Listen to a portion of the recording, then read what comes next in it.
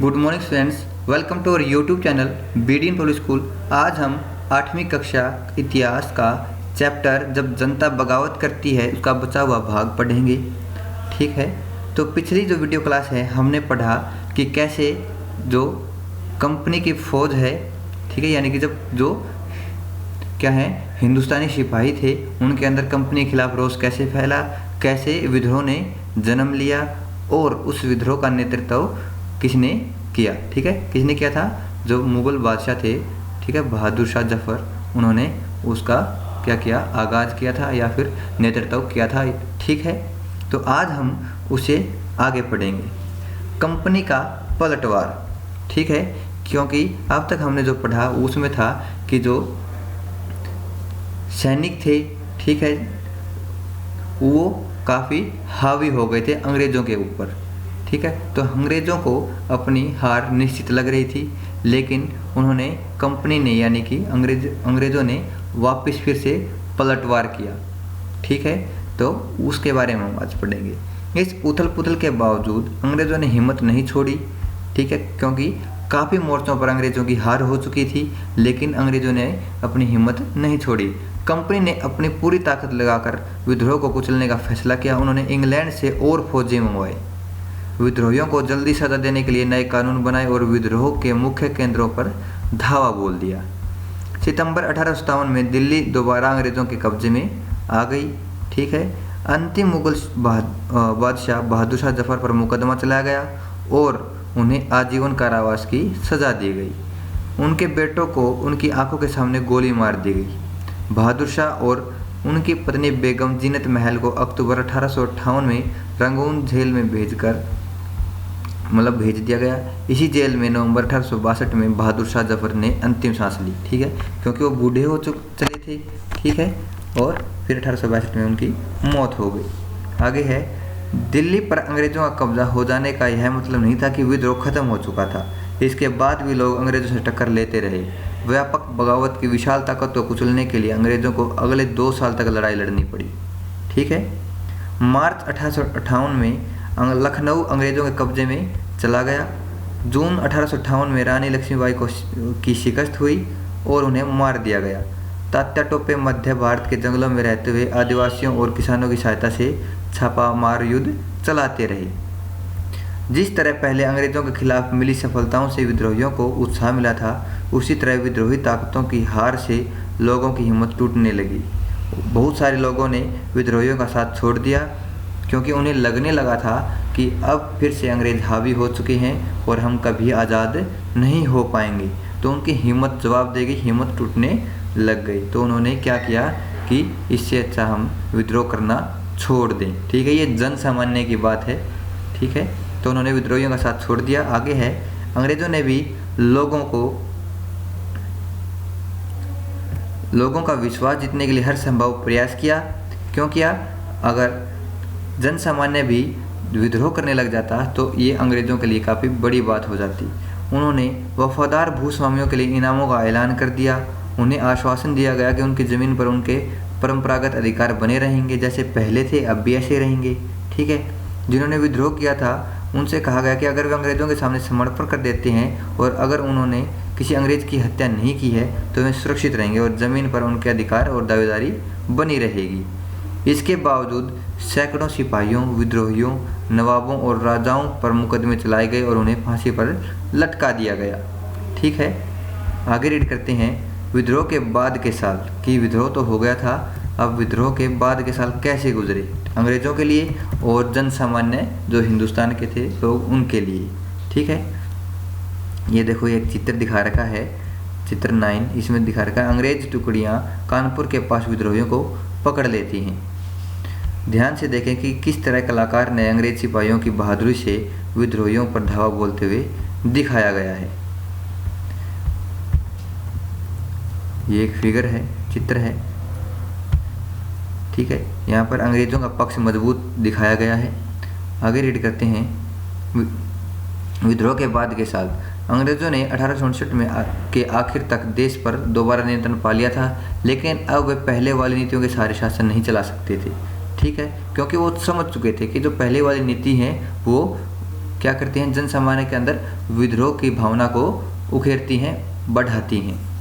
तो अंग्रेज़ों ने जो बदलाव किए वो कौन से थे, वो निम्नलिखित हैं, नीचे दिए गए हैं। नंबर 1 बदलाव, ब्रिटिश संसद ने 1858 में एक नया कानून पास किया और ईस्ट इंडिया कंपनी के सारे अधिकार ब्रिटिश साम्राज्य के हाथ में सौंप दिए गए। आप समझे, मतलब कि 1858 तक जो राज करती थी वो कंपनी थी, ठीक है। कौन करता था, ब्रिटेन की एक कंपनी, ठीक है, वो राज करती थी। लेकिन 1858 के बाद वहाँ की जो संसद है वहाँ पर एक कानून बनाया गया और कंपनी से जी सारे अधिकार लेकर खुद ब्रिटिश जो साम्राज्य है उसने जो भारत की बागडोर है अपने हाथों में ले ली, ताकि भारतीय मामलों को ज़्यादा बेहतर ढंग से संभाला जा सके। ब्रिटिश मंत्रिमंडल के एक सदस्य को भारत मंत्री के रूप में नियुक्त किया गया, ठीक है, कि यानी कि जो ब्रिटेन का मंत्रिमंडल था उनमें से एक सदस्य को भारत मंत्री नियुक्त कर दिया गया कि भारत से जुड़े जितने भी मामले हैं ये भारत मंत्री सुलझाएगा। आगे है, उसे भारत के शासन से संबंधित मामलों को संभालने का जिम्मा सौंपा गया। जैसे मैंने बताया, उसे सलाह देने के लिए एक परिषद का गठन किया गया जिसे इंडिया काउंसिल कहा जाता था। कि सबसे पहले तो ब्रिटेन के जो मंत्रिमंडल है उसमें एक मंत्री बनाया गया, भारत मंत्री, ठीक है, और उसकी मदद के लिए भी एक परिषद का गठन किया गया, ठीक है। कुछ लोग होते थे, ठीक है, तो उनको क्या बोलते थे, इंडिया काउंसिल। भारत के गवर्नर जनरल को वायसराय का ओहदा दिया गया, ठीक है। 1858 से पहले क्या बोलते थे, गवर्नर जनरल बोलते थे, लेकिन उसके बाद गवर्नर जनरल का पद खत्म करके वायसराय बना दिया गया। इस प्रकार उसे इंग्लैंड के राजा या रानी का निजी प्रतिनिधि घोषित कर दिया गया। फलस्वरूप अंग्रेज सरकार ने भारत के शासन की जिम्मेदारी सीधे अपने हाथों में ले ली थी, ठीक है। पहले कंपनी के अधीन था भारत, फिर अंग्रेज सरकार ने कंपनी से सत्ता छीनकर खुद के हाथों में ले ली थी। आगे है, देश के सभी शासकों को भरोसा दिया गया कि भविष्य में कभी भी उनके भूक्षेत्र पर कब्जा नहीं किया जाएगा, क्योंकि 1858 से पहले ऐसा होना एक नॉर्मल सी बात थी, स्वाभाविक सी बात थी। अंग्रेज़ों को छल कपट वाली नीतियों पर चलना पसंद था, ठीक है। लेकिन उसके बाद विद्रोह के बाद सभी राजाओं को, शासकों को बोला गया कि उनके भूक्षेत्र पर कभी कब्जा नहीं किया जाएगा। उन्हें अपनी रियासत अपने वंशजों, यहाँ तक कि दत्तक पुत्रों को सौंपने की भी छूट दे दी गई। दत्तक पुत्र मतलब कि गोद लिए हुए पुत्रों, ठीक है। अगर किसी की संतान नहीं थी तो वो अपने दत्तक पुत्रों यानी कि गोद लिए हुए पुत्रों को भी सौंप सकते थे, ठीक है। क्योंकि क्या हुआ था, 1857 से पहले जो महारानी लक्ष्मीबाई जी थी उन्होंने भी यही कहा था कि मेरा जो दत्तक पुत्र है, गोद लिया हुआ पुत्र है, वो राजा बनेगा। लेकिन अंग्रेज़ों ने उनकी इस मांग को, ठीक है, क्या कर दिया था, अस्वीकार कर दिया था। लेकिन यहाँ विद्रोह के बाद ये छूट दे दी गई। लेकिन उन्हें इस बात के लिए प्रेरित किया गया कि वे ब्रिटेन की रानी को अपना अधिपति स्वीकार करें, कि ठीक है कि आप अब मुग़लों के अधीन नहीं हैं, या फिर मुग़लों के अधीन रहकर आप शासन नहीं चला रहे हैं, आप शासन चला रहे हो ब्रिटेन की रानी के अधीन, ठीक है।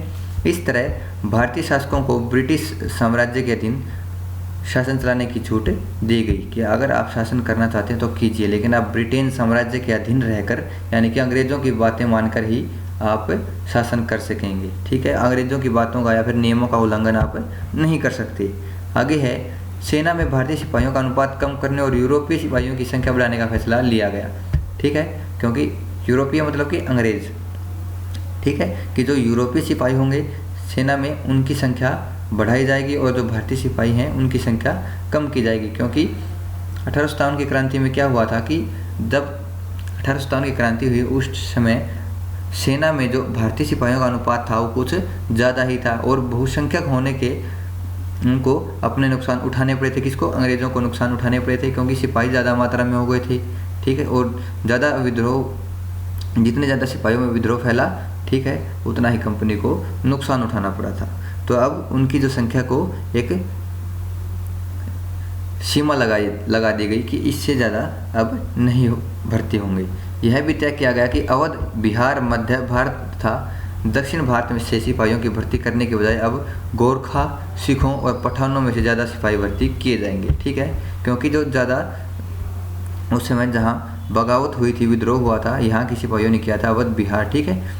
तो यहाँ के सिपाहियों के बजाय अब ज़्यादा कहाँ से किए जाएंगे, गोरखा, सिख और पठान, ठीक है। आगे रीड करते हैं। मुसलमानों की ज़मीन और संपत्ति बड़े पैमाने पर जब्त की गई। उन्हें संदेह व शत्रुता के भाव से देखा जाने लगा। अंग्रेज़ों को लगता था कि यह विद्रोह उन्होंने ही खड़ा किया था। आगे रीड करते हैं।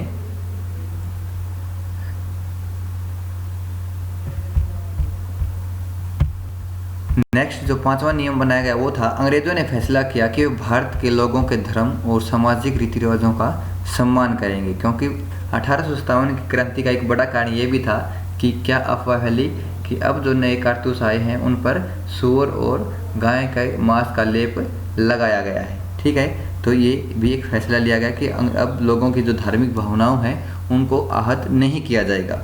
आगे है, भूस्वामियों और जमींदारों की रक्षा करने तथा जमीन पर उनके अधिकारों को स्थायित्व देने के लिए नीतियां अपनाएगी। कि अब जो भूस्वामी थे, ठीक है, यानी कि जो ज़मीन के जो स्वामी थे, मालिक थे, उनको और जो जमींदार हैं उनकी जो ज़मीन होती थी, अब अधिकार सारे के सारे अधिकार उस ज़मीन से संबंधित किसको सौंप दिए गए, उन ज़मीन के मालिकों और ज़मींदारों को सौंप दिए गए और स्थायी बना दिए गए कि अब ये ज़मीन आपकी रहेगी हमेशा के लिए। इस प्रकार 1857 के बाद इतिहास का एक नया चरण शुरू हुआ। ठीक है, एक बीच में और छोटा सा टॉपिक दे रखा है, उसको और पढ़ लेते हैं। परम शांति के लिए एक सार्वगिक साम्राज्य की खातिर। चलो पढ़ते हैं इसमें क्या दिया गया है। जब 1857 में भारत में विद्रोह फैला, उसी समय चीन के दक्षिणी भागों में भी एक विशाल जन विद्रोह पैदा हो रहा था। यह विद्रोह 1850 में शुरू हुआ और 1860 के मध्य में जाकर खत्म हुआ। हांग जीकुआंग के नेतृत्व में हजारों मेहनतकश गरीब लोगों ने परम शांति के सार्वगिक साम्राज्य की स्थापना के लिए लड़ाई लड़ी। इस विद्रोह को ताइपिंग विद्रोह के नाम से जाना जाता है। हांग जीकुआंग ने धर्मांतरण करके ईसाई धर्म अपना लिया था। वह कन्फ्यूशियसवाद और बौद्ध आदि परंपरागत चीनी धर्मों के खिलाफ थे। ठीक है, ये कन्फ्यूशियसवाद और जो बौद्ध है ये क्या है, धर्म है। जो हांग जीकुआंग थे जिन्होंने इस विद्रोह का क्या किया था, नेतृत्व किया था, वो इन चीनी धर्मों के खिलाफ थे। ठीक है, उन्होंने ईसाई धर्म अपना लिया था। ताइपिंग के विद्रोही एक ऐसे साम्राज्य की स्थापना करना चाहते थे जहां ईसाई धर्म को माना जाएगा, जहां किसी के पास निजी संपत्ति नहीं होगी, जहां सामाजिक वर्गों और स्त्री पुरुष के बीच कोई भेद नहीं होगा, जहां अफीम, तंबाकू, शराब के सेवन तथा जुए, वेश्यावृत्ति और गुलामी पर पाबंदी रहेगी। ठीक है, चीन में तैनात अंग्रेज और फ्रांसीसी सेनाओं ने ताइपिंग विद्रोह को दबाने के लिए किंग साम्राज्य के बादशाह को काफ़ी मदद की थी। ठीक है, कि पहले क्या होता था, साम्राज्य होता था अलग अलग, जैसे हमारे भारत में बटा हुआ था ऐसे ही चीन में था। ठीक है, तो जो किंग साम्राज्य के बादशाह हैं, ठीक है, उनके साम्राज्य में ये ताइपिंग विद्रोह हुआ था और उस विद्रोह को दबाने के लिए चीन में अंग्रेज़ों ने और फ्रांसीसी सेनाओं ने मिलकर क्या किया था, साथ दिया था किसका, किंग साम्राज्य के बादशाह का। ठीक है, जिससे जो ये विद्रोह है वो समाप्त हो गया और इसी के साथ हमारा लेसन भी समाप्त हो गया, ख़त्म हो गया। तो आगे इस क्या होगा, इसके जो क्वेश्चन आंसर हैं वो आपके व्हाट्सएप ग्रुप में भेज दिए जाएंगे। ठीक है, आपको अगर ये हमारी वीडियो अच्छी लगी तो लाइक कीजिए, शेयर कीजिए और चैनल को सब्सक्राइब कीजिए। Thank you.